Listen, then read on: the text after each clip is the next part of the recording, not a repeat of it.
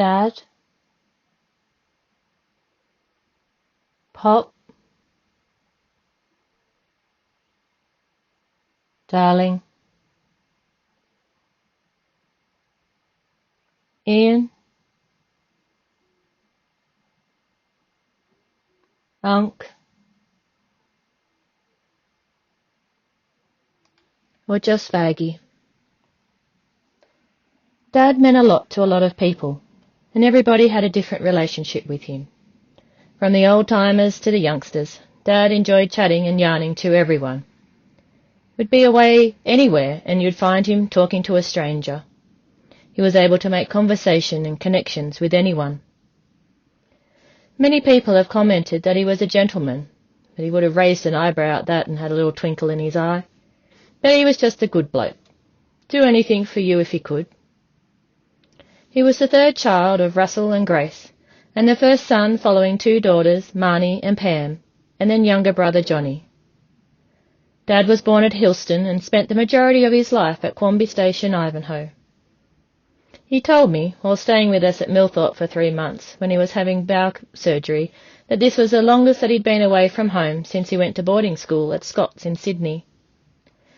Needless to say, the first thing we did when we took him home was to do a boundary run and drive across the hills, followed days later by goat mustering and lamb marking, all while I was 8 months pregnant. Dad just loved the land, and it was part of him. He had an inbuilt compass, and I'm sure you could picture every hill and tree in his mind. You would call him over the radio, and he'd say, "Yep, just stay west of that mallee tree," or "east up along the Guys," or "come up that hill after the second gully," even before you even saw them. He could sniff out a quandong tree to within metres and take you and show you the old rabbiters or the fencing camps and carpet of paper daisies, or just stop and take in the view or watch the stock. He loved to share it with visitors and family, always a picnic or a tour across the hills, and stop and boil the billy and catch a kangaroo or two just for show. Dad finished school and returned home to work the property and took over with brother Johnny following the death of their father at just 58 years old. Dad always said if he got to 60, he'd have a party. Well, he got there and got to 70 and 80 and had 2 parties. Dad loved his sport and was good at it, from horse events and football and cricket while he was younger, to tennis, golf, water skiing and shooting later in life. He got himself an inboard plywood boat called Lonely Boy. He could step off the skis and skip up the bank, and he enjoyed the challenge of skiing and would ski on a round board and do headstands. He skied on a half-broken single ski and progressed to barefoot. Dad was a fast barefoot skier and was one of the first to barefoot around the Mildura area. He could have held the barefoot record at the time at around 7 minutes, he said, but he never worried about it. While skiing on the lakes at home with the Carmichaels, they would create a pyramid stack, and Charlie used to say he still had Dad's fingerprints embedded on the top of his head. Dad would have a go at anything, and also purchased a windsurfer and did plenty of Ks around the backcountry swamps. When he wasn't playing sport, he was watching it, and he'd also love to hear how the grandkids and the nieces and nephews were doing with their sporting activities. He loved fishing, and many of you have been out fishing with Dad or brought him back a fish or two. Dad married Mum, Pam Rowe, in 1964, and they started their family with Brett, followed by Linda, and then I came along 10 years later to a busy home. Dad was very social and was always involved in something, either playing golf or tennis on the weekends, or helping out with working bees, or off fighting bushfires and landmarking or mulesing on neighbouring properties. It was always a busy life with mustering and shearing and pulling bores or carting water, just the usual daily water runs and stock work. Dad enjoyed his dances and parties, duck shoots and family gatherings.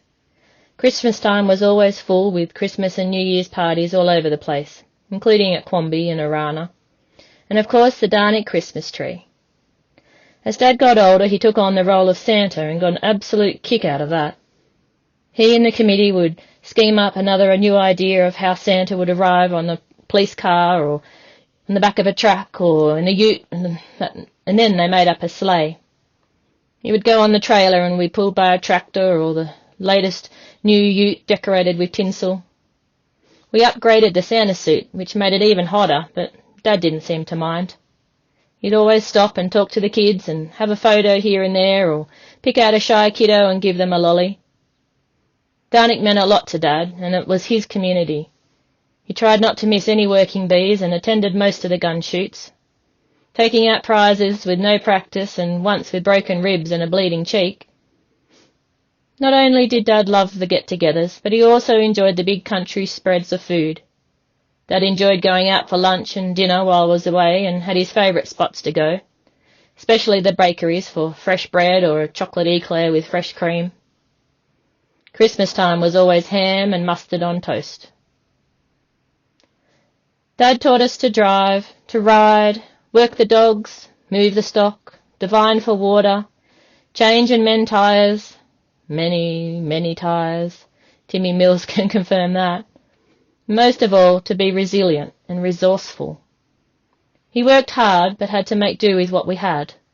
Used to drive us crazy when he would take days to make some part he needed for the pump jack or for a motor he was fixing. But things were tight, and there was no shop just around the road, so he had to do and make do with what he had. Dad wasn't easy on his vehicles, and they had dents just days after getting them. Goodness knows how many Subaru utes he went through. He was said to have 2 speeds, flat out and stopped. He had no fear and would go hell for leather across bushes and trees and gullies, gilguys, to stop a breakaway, or launch himself off bikes just to stop billies. He was a practical joker, and he loved stirring up his city cousins or the shearers and visitors or the locals when they were at working bees or bushfires or events.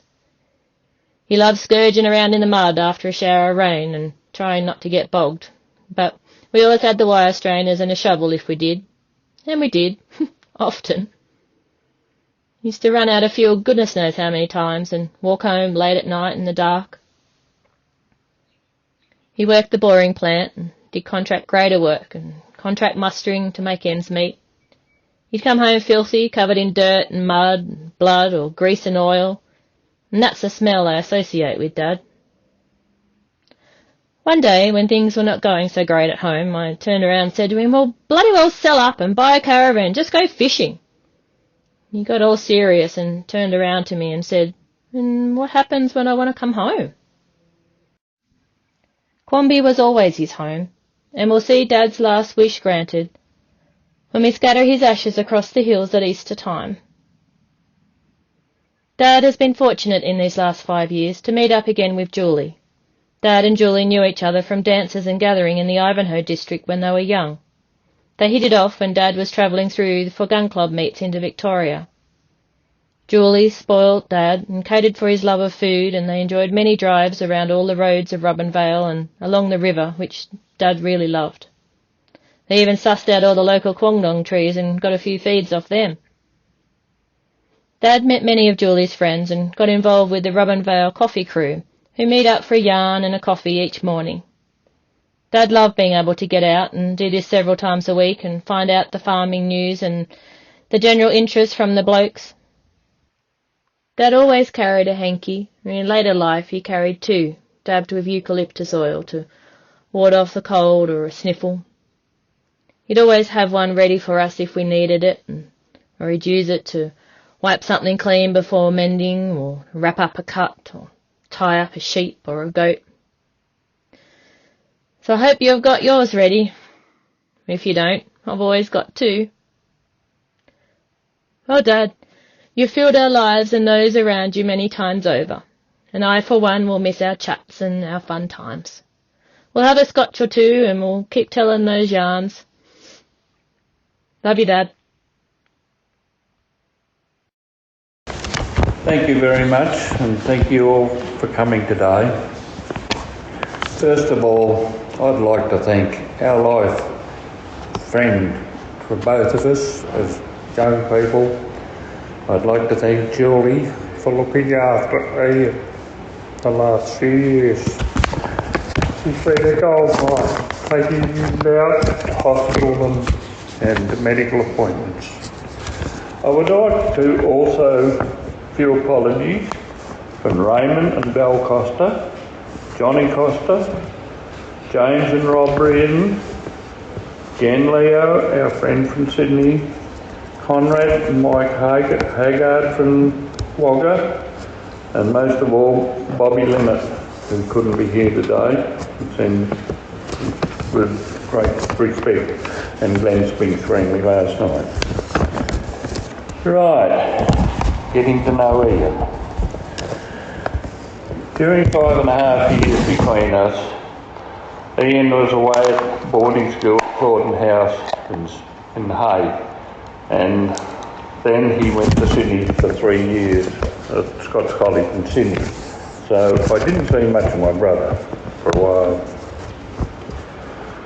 He left school to come home to Quamby and work with Mum and Dad while I was sent to Sydney for those 5 years.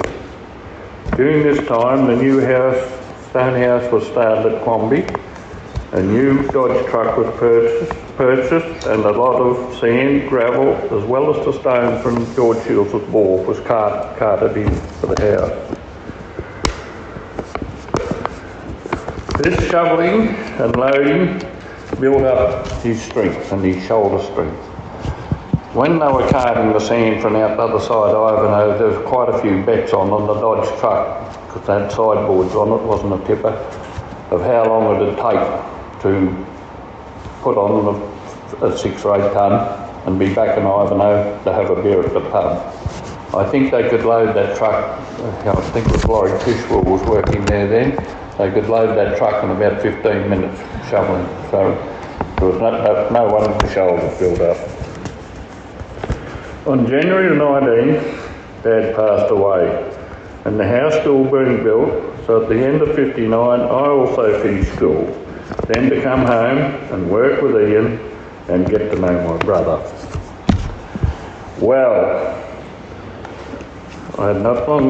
he had not long purchased his second ute, a maroon Mark II Ford Zephyr. I am not too sure what really happened to the first one, but I am aware that the 12-mile ramp on the Menindee Road was built on an S-bend, and I believe the ramp was widened on one occasion. That would have been needed. The ute was a 6-cylinder and then a fast vehicle.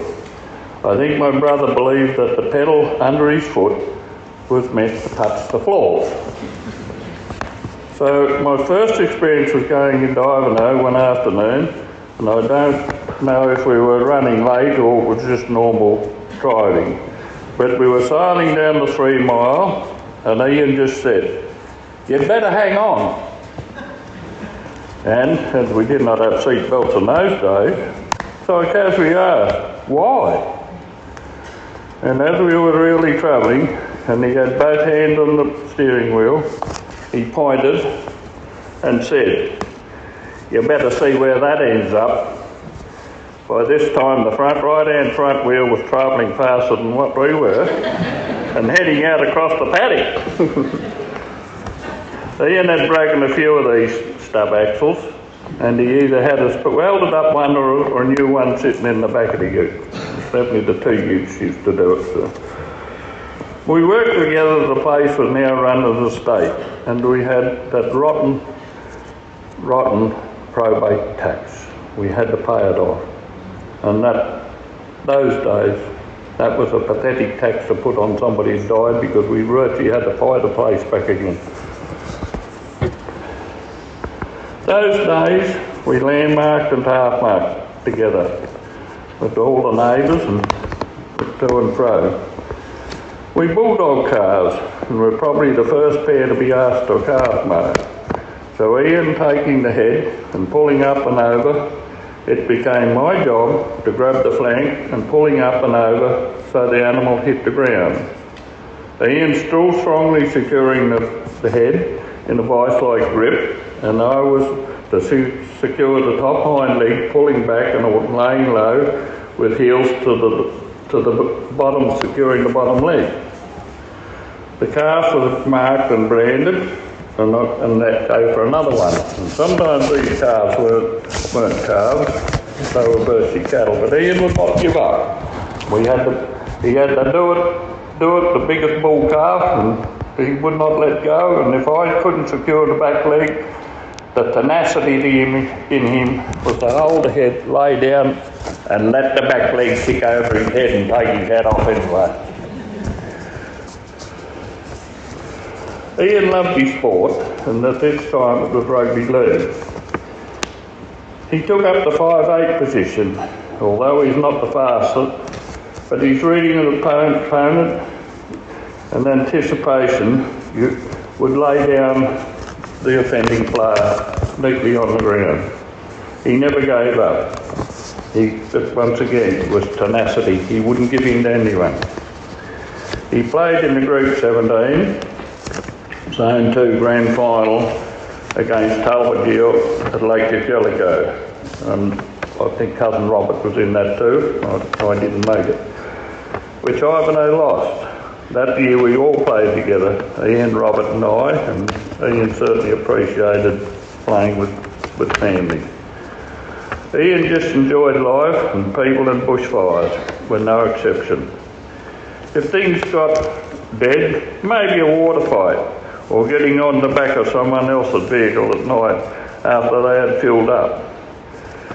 He would get on there, and while they were driving away, he'd turn the pump off or something.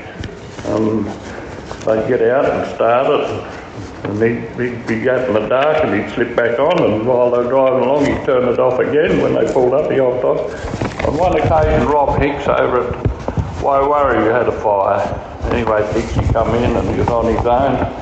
Filled up, Ian jumped on the back of the Land Rover, drove out, and we were all waiting, and there was a bit of silence because Rod had to start the pump. So when Rod pulled up, Ian jumped off, went around the ute. Hicks laying back to start the motor. Ian grabbed him by the flank and barked like a dog. Well, we all heard it. "Get out of it, you bastard!" was old Hicksy. But that was Ian. He had him where he wanted him. He wouldn't let up. But that livened up the fire brigade.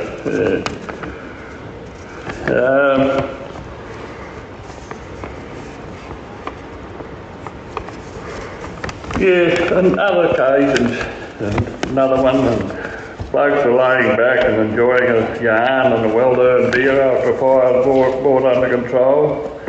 And Ian walking back happened to spot a dragon lizard. One of those little lizards. It was too much.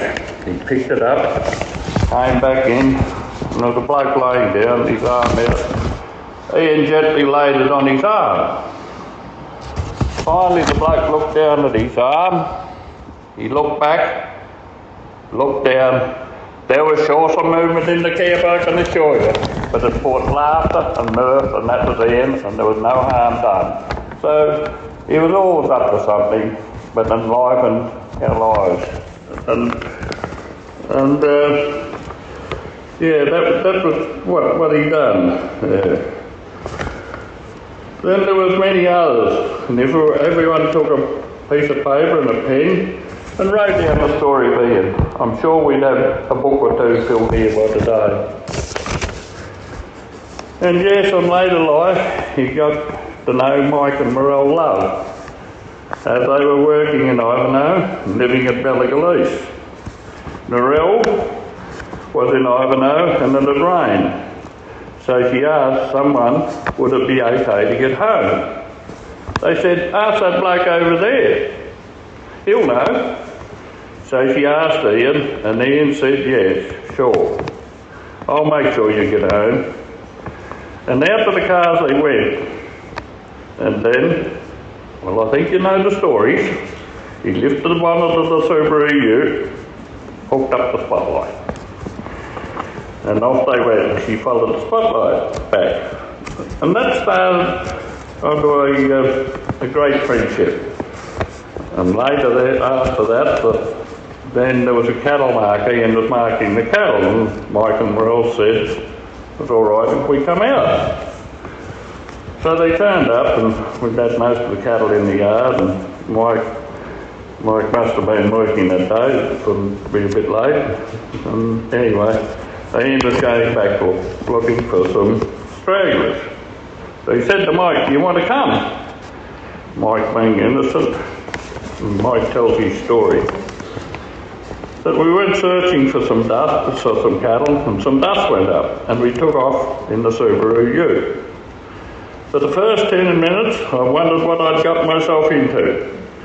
Taking a very firm grip in the seat, as the gaps in the trees seemed to widen, or something we were sure we weren't going to get through, and the wall of woody weeds and turpentine just laid down in front of us. Then a clearing and cattle just in front, to be followed by some beautiful side slides and plenty of dust. Mike still talks about the cattle master with Ian. No matter, he just loves it.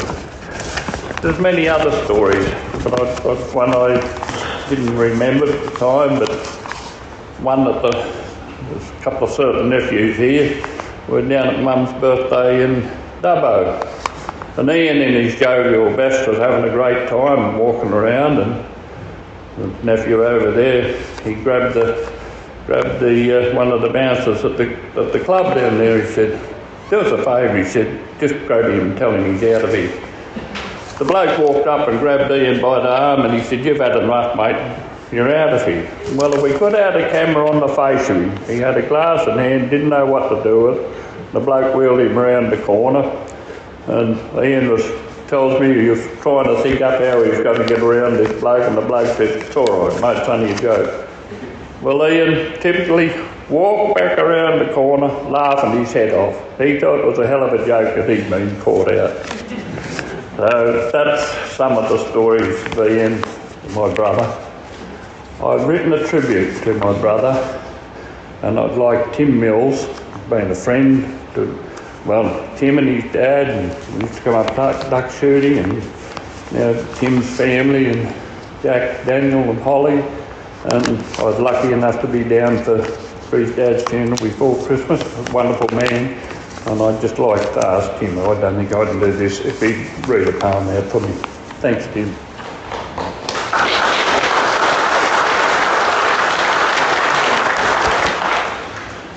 Good morning. It's my privilege to read these carefully thought out words to John. You grow up and make your home out west. Family, friends and work and play. The seasons that came and went, heavy rains, then fires were spent. Yet to a westerner, life does not dent. And now I have come to rest, but I have not gone. For while I am in your heart, you can call me back. For I am just over there where Western men and women go. Thank you.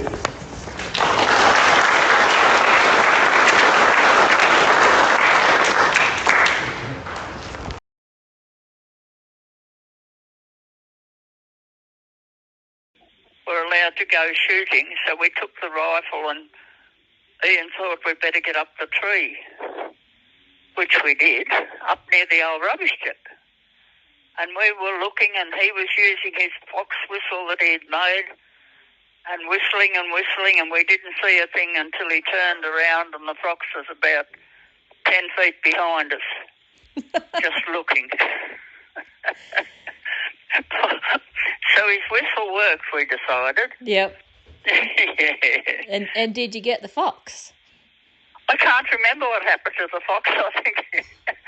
I think he probably turned and went, but I can't ever remember. I can remember seeing him looking at us. Yeah. But I don't remember what happened after that, except that Ian said that's the way we should have been looking. But anyway, that's just things like that, and you know, he could turn his hand to anything, and it was just always a carefree time at that stage. We walked a lot, we talked a lot, but it didn't hurt us. Like, I think we only grow closer that way, and I just wish I could remember half the funny things he did.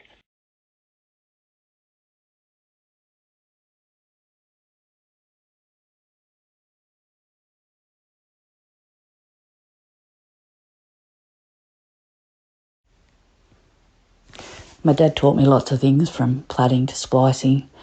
He definitely taught me to have a full fuel tank. Not because he said to me, Lindy, you need to have a full fuel tank, but because he ran out of fuel a lot. He walked home, and many times after dark. I'm sure we've all got stories like this and lots of memories and fun times with my dad. So remember those and think of him often. Gee, known Ian since I've been with Hayley, and remembering stuff about him. Always cruising down to Quamby, whether it was stinking hot New Year's Eve or the muddy road in, and you'd get there, and if he was about, it was drop all things, cup of tea and about 20 yarns to catch up. And then it was a case of wander over to the glorious shed. And, there'd be always a few jobs there, whether it was putting two halves of a tractor together or fixing up at a Subaru or a Datsun. And, the jobs would turn into yarns and bits of anecdotes and this and that, and always used to have a bit of a chuckle, and Ian had that way of telling you a story, and then right at the end of it he would give that little chuckle, and it was just a nice personal get together time. And we'd chuck stuff in the back of the ute and head on out, and it was a case of he always made good out of what he got, out of what he had, and enjoyed it, lived for it. So taught us a lot of things, taught me a lot of things through that. Good fella. Well, Uncle, how do I keep this under 2 minutes? There's not enough time for your crazy stories, which most people know and laugh about, but I used to love wanting to hear them sitting there having a laugh with you, having a bundy, having a scotch. You actually mean the world to me, more than the world. I've been so very lucky. My girls have been very lucky to have you in their life for so long. I just want to thank you for being you, because you were just everything and more. So rest easy. We do miss you. We will miss you. We're still going to sit around and talk your silly, crazy stories, because that's just you, and that's how we're going to remember you. So again, thank you for just being you, being around for as long as you were. Know that the girls and I love you more than anything, and we miss you. Love, Mick. My first memory, one of my earliest memories, is out at Quamby with Poppy on the bike and chasing goats, and I think that's where I got my need for speed from. It's from Poppy.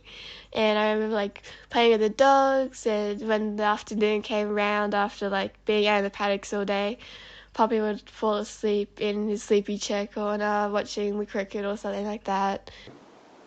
As you all know, Uncle Ian loved a joke and pranks.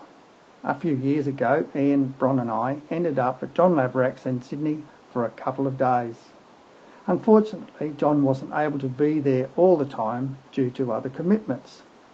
Well, Ian and I were looking around, hands in pockets, wondering what to do, when our eyes wandered to the front yard and we spotted John's pride and joy, his very large fishing boat. We pondered for at least 30 seconds, and with giggles and chuckles of delight, we took the old boat cover off, proceeded to wash and clean the boat. Inside the boat we found fishing rods, hats and stubby coolers. We had Bron take photos of us pretending to drink and fish from inside the boat. When we were finished, we put the cover back on the boat.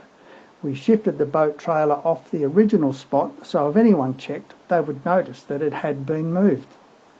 Later in the day, we took photos of the bay, So when the photos shot the sea around the boat, the correct weather conditions would match the date of the photos. Well, we sent off the photos and thanked John for lending us his boat for the day. I wish I had seen his reaction to the photos. There were some stressful conversations by someone trying to find out how we had unlocked his trailer. I'm not sure how long it was before John found out what we had done. But we'll always think of that time with Ian and still chuckle. Love you, Unc. Yeah, I apologise for not attending, but my heart's still here in the whole thing with the family. As most people here know, that Ian Vagg and I spent a lot of our teenage years and younger adult years in the company of each other, together with friends and foe. I mean, that foe, the people will look at that. Personally, I class Ian as my second skin, and he even played the part of best man when Jeanette and myself got married, and we were very, very proud of that. And mind you, we weren't saints, him and I, by any means. It came to from games. It came to from games, as they say, along the way that boys go. Thank God, cars are tough and parents blind. My friends are family heart reach out to all you people and relations and so forth. We will meet up again one day in another world. Well, began a long time ago. Ian and I grew up together, basically. He used to come up to my mother's place to get away from school. As soon as he had a weekend away, he'd jump on a train and come up to our place at Hornsby. So it goes back a long time. I could say a lot about the man. Firstly, I will say that I've never met or never known such a lovely guy. He's the sort of person that you call a good friend, apart from that, a relative, but a damn good friend. Simple as a great rapport. And it was followed his father in many ways. You know, he'd try and if that nut didn't fit, he would make sure that he persevered to get that nut to fit. However he did it, what a wonderful guy. He said, Jesus, he must have worked like a bloody navvy. He said he's never shaken a hand that was as solid and as strong as Ian's. There'd be too many stories to tell from my side and not enough time, but I'm sure everyone's got the same. Used to entertain bringing mates out from Sydney and chucking them in the car of Uncle Ian, and I'd take the motorbike and we'd go chase cows, put them in the yard and do what had to be done. And these people, well, grown men nowadays, we were young fellas back then, but give them half an hour, even 10 minutes of Uncle Ian chasing the cows through the scrub, and you'd meet them down at the gate and they were dying to get out of the car and can we get on the back of the bike, just white-knuckled, panicked. And then next thing they'd seem to sit back in the car and want more. And then you'd sit around and talk at the end of the day, and they'd talk about how we could get past a tree sideways within 2 mil, or get over a drain and get all four to land. But yeah, some wonderful times there and good times.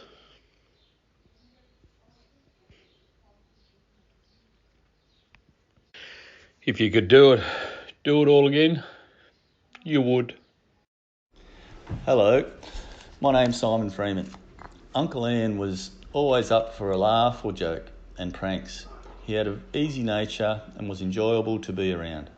When in town, would drop by and would be keen to catch up with genuine interest on how you're going. He would appear to be uneasy when seated at times, and I'm sure that he would rather be active, even work, but mainly water skiing, I think. Mum would ask for help, and Ian was always quick to oblige. I'm proud to say my uncle would just as easily and willing to help mash potatoes, he was good at, mind you, or any problem going. Also very, very good at. To Haley and family, from Simon. I have many fond memories of my favourite Uncle Ian. He was a true gentleman, kind, generous, with a keen sense of humour. One of my earliest memories is the time I stayed at Quamby. It rained, had high water very close to the homestead, and the obligatory snake in the laundry. Did it faze Uncle Ian? Never. In the 1960s, our family enjoyed the addition of water. I can picture Uncle Ian with his superb balance, slalom skiing, and then topping off the afternoon with handstands on the wooden disc. Dick and I married at Taylorville. Uncle Ian drove the houseboat, so our honeymoon was with chauffeur Ian and his sister Marnie. On a trip to Quamby with the new ute, it was christened with Uncle Ian at the wheel. A mob of goats were spotted, testing the new aluminium bull bar. It stopped the big Billy in his tracks. Dick was the acting canine, and the mob were driven to a nearby yard. Uncle Ian was well pleased. No words can describe the loss I feel for my uncle's passing. My heartfelt condolences go to the entire family. How does one compress a lifetime of memories and convey them appropriately and with the respect Ian was held within our family in a couple of sentences? Whilst distance was an impediment, coupled with livestock and fruit-growing businesses interstate, when we met Ian or conversed with him, you had his undivided attention. If it was a social occasion, birthday, Christmas, Easter, add some music and a beverage, and Ian's company was unrivalled. We named our youngest son Ian after our favourite uncle. Our sincere condolences to the entire Vagg family. He will be sadly missed and fondly remembered always. A tribute to Vaggy from the Darnick community. It's safe to say Vaggy was one of the most loyal men in the Darnick community. He attended every AGM and never missed a working bee for both the hall and the gun club. His smiling face and willingness to tackle any given job was never missed by us all. He didn't complain, he just got in and did the work required. He would turn up to the gun club with all manner of things to help out, including his big old water tanker in dry times to damp down the earth and reduce the dust. He would come to shoots and bravely participate in events. Meanwhile, his old gun was bashing his cheek senseless and giving his shoulder grief, true Vaggy style. He'd just laugh it off. We ladies in the kitchen would take great delight in loading him up with any leftovers from catering after shoots, and he'd very gladly take any cake and desserts.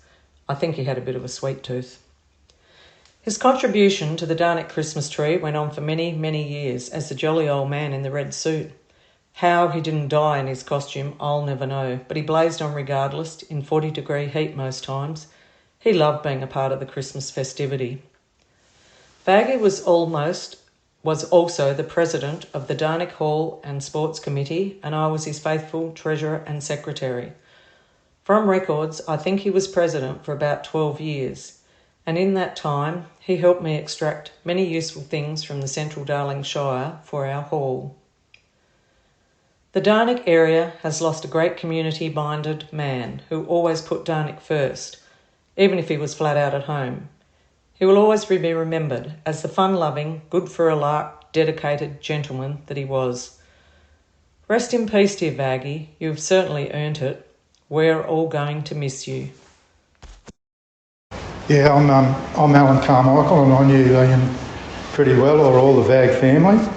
It was just, it's a sad thing that happened, but it all does happen. And it was just one thing, Johnny, I wanted to add to your stories.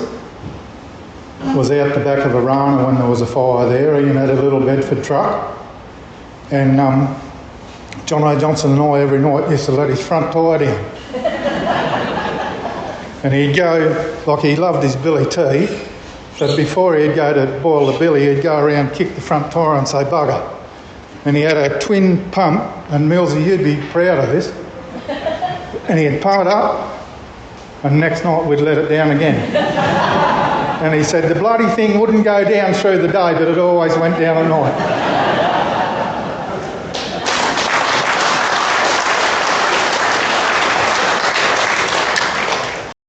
I'm an old Ivanhoe member, but I've been gone for so long I don't recognise anyone's faces, and they probably don't recognise me. Well, I'm Brownie Scott from Marlow, and I used to live across the lake from Johnny and Ian's sister Pam when I was only a little kid. And I've known the Vaggs for lots of years. And when I went back to Ivanhoe a few years with Tiny, the last few years, I didn't know anyone, but I always knew Ian and Johnny. And Ian always used to give me the biggest hug and cuddle and say, how are you going? One day I was at the RSL club a few years back and I ran into Ian. I said, Ian, where's your teeth? Don't you have teeth? You know? Oh yeah, Brownie, he said, no, funny thing happened. He said, I went to Condo to see the accountant, I think it was the accountant or the lawyer or someone. And I was travelling back at, late, Oh, my bloody bottom teeth, they always hurt. And I pulled them out and I always sit them on the seat between my legs when I'm travelling. Anyhow, I get back to Ivanhoe and I can't find me bloody teeth. And I thought, I don't know where they are, so I ring my accountant. Did I leave my teeth there? By this time that he's nearly lifted me up off the RSL floor, I was in stitches. I said, oh, Ian. And he said, no, Brownie, it's true. Anyhow, he didn't have them. And he said, I scratched my head and I thought, where the bloody hell are they? And then I remembered that I pulled up at a service station to have a cup of tea or coffee or something. And I don't remember putting them in, so maybe I got out of the car and they fell on the ground. So he looks up the name of this service station and he's drawling away telling me this story. And he said, I ring him up and he said, look mate, could you do me a favour? I was there the other night, he said, and I've lost it. I'm trying to tell this serious. He said, I've lost my teeth. Do you think you could go out the front and to the right, just a couple of car spaces, and have a look in the dirt there and see if there's any teeth? And the bloke come back and said, yeah, I've got them. And he said, so Brownie, they're in the mail. I said, I'm so happy for you, Ian. And I thought, my God, this could only happen in Ivanhoe.